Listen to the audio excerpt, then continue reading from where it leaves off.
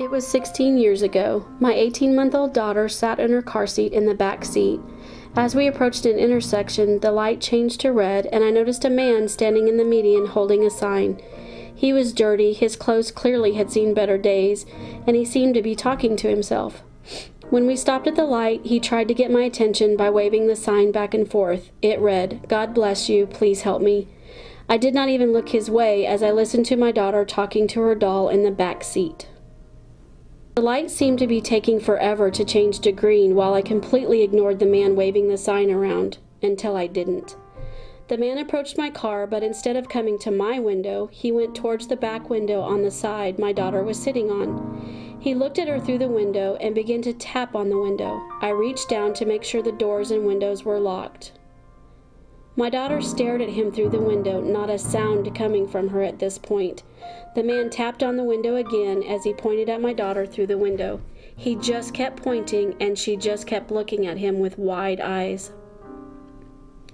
The thoughts running through my head at the time, where are the police? And clearly our city has a problem with homeless people scaring people at intersections.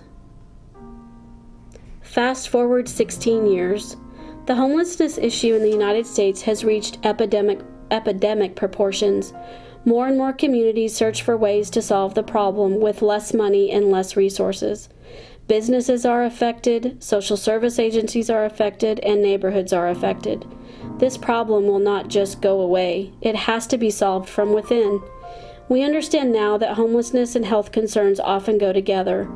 As of 2014, the National Alliance to End Homelessness noted that 20 to 25% of the homeless have a diagnosable mental illness, and people living in shelters are twice as likely to have a disability compared to the general population. This is according to the Housing and Urban Development.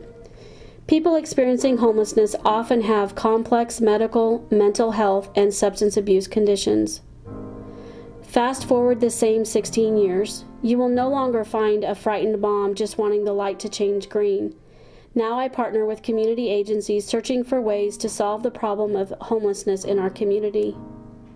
Now you will find us working with direct service providers helping to connect our homeless population with resources, shelters, and ways to have at least one hot meal per day. The problem of homelessness is ongoing.